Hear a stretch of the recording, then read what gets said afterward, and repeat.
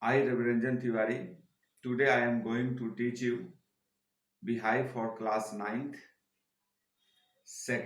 unit, second part, the Sahnai of Bismillah Khan. This chapter is very important for you.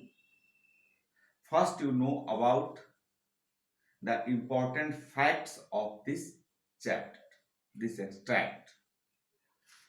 This unit encourages students to think about the rich heritage of Indian music.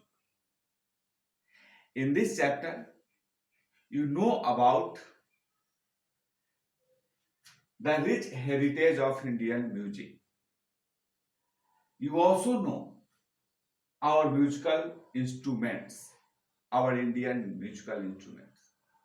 So this chapter is very important for you. In this chapter, you know about the rich inheritance of Indian music or our musical instruments. In this chapter, when you go through this chapter and you heard the name Sahnai, I think of the Sahnai, and the first thing you will probably imagine is a wedding or a similar occasion or function. If you heard the music of Sahnai, the sound of Sahnai, the first image in your mind is a wedding or a similar occasion or a function.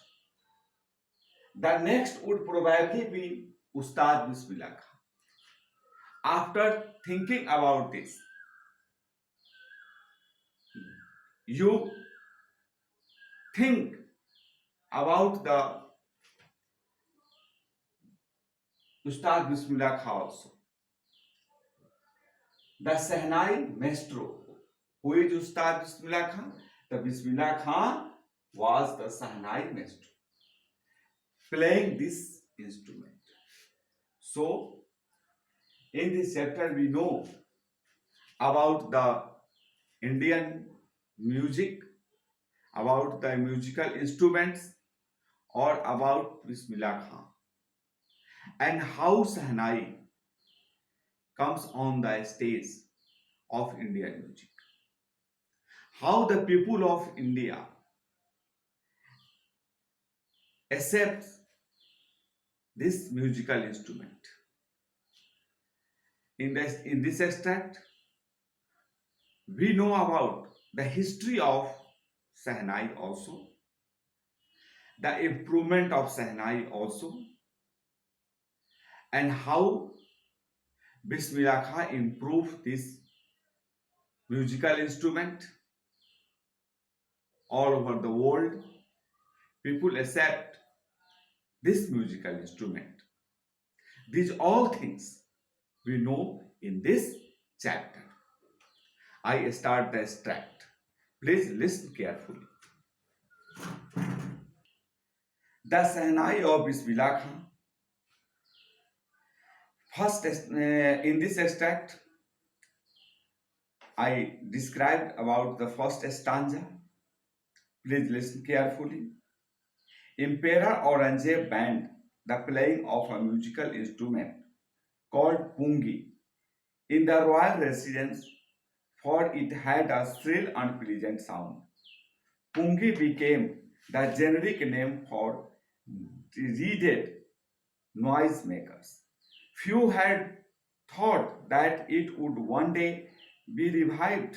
A barber of a family of professional musicians who had accessed the royal palace decided to improve the tonal quality of the pungi. He chose a pipe with a natural hollow stem that was longer and broader than the pungi and made 7 holes on the body of the pipe. When he played on it, closing and opening some of these holes, soft and melodious sounds were produced. He played the instrument before royalty and everyone was impressed. The instrument, so different from the pungi, had to be given a new name as the story goes, since it was first played in the Shah's chamber and was played by a Nai barber. The instrument was named the Sahnai. In the first stanza, we know about the history of Sahnai, the improvement of Sahnai. The history starts from Aurangzeb's.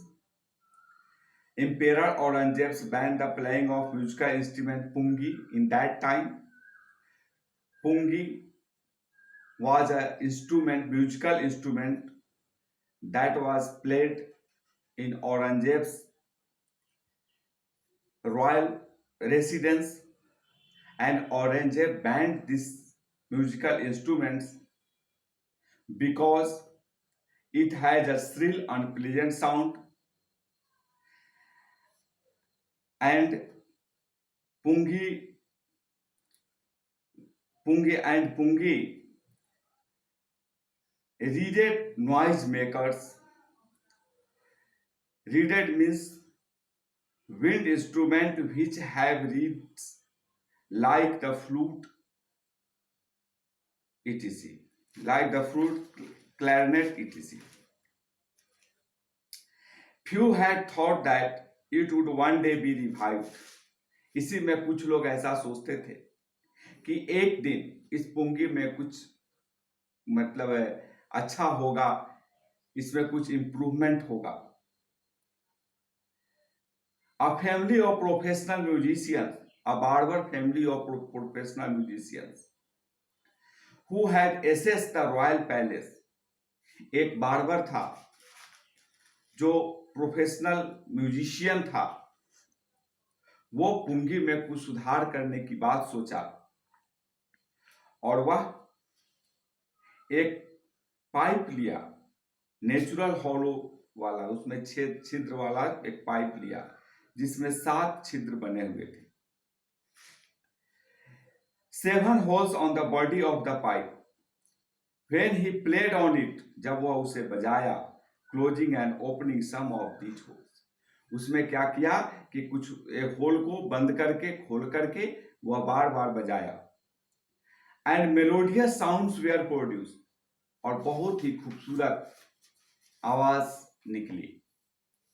And he played the instrument before royalty and everyone was impressed. और फिर उस instrument को, उस improved पुंगी को वह royalty में बजाता है और जितने लोग भी वहां सुनने वाले थे सभी उसे इम्प्रेस्ड हुए. The instrument so different from the pungi. यह जो इंस्ट्रूमेंट था यह पुंगी से अलग था. इसलिए अब इस इंस्ट्रूमेंट के नाम रखने की बारी आई कि इसका नाम क्या रखा जाए. तो इसका नाम, ये पहली बार शाह के चैम्बर में बजाया गया था और इसको बजाने वाला एक नाई था यानी बार्बर. इसलिए this instrument was named the shehnai. In the first stanza you know how the word shehnai came from Sahs and Nai. The combination of Sahs and Nai, Sahnai. In the second stanza, the sound of the Sahnai began to be considered auspicious, and for this reason it is still played in temples and an indispensable component of any North Indian wedding. In the past, the Sahnai was part of the noble and traditional ensemble of 9 instruments found at royal court.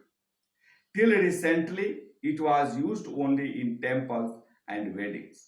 The credit for bringing these instruments onto the classical stage goes to Ustad Bismillah Khan.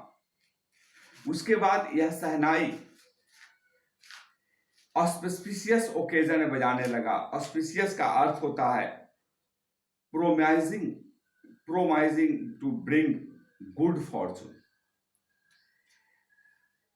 बात शादी की में, north India में शादी के अवसर पर इसे बजाने जाने लगा, मंदिरों में बजाए जाने लगे, और धीरे धीरे यह रॉयल कोर्ट के जो 9 इंपॉर्टेंट म्यूजिकल इंस्ट्रूमेंट थे उसमें भी शहनाई शामिल हो गया।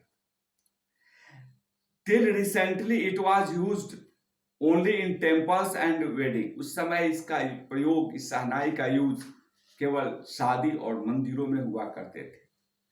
The credit for bringing this instrument on the classical stage goes to Ustad Bismillah Khan. और इस म्यूजिकल इंस्ट्रूमेंट को क्लासिकल स्टेज में पहुंचने के लिए, क्लासिकल म्यूजिक के रूप में एक्सेप्ट वर्ल्ड ने किया, यह उस्ताद बिस्मिल्लाह खां की देन है। बिस्मिल्लाह खां ही शहनाई को इतना इम्प्रूव कर दिया कि आज विश्व के फेमस इंस्ट्रूमेंट्स में शहनाई को जाना जाता है। When we heard the word shehnai, we also imagine about Ustad Bismillah Khan. Today I stop my lecture. In next class, I continue my lecture. Thanks.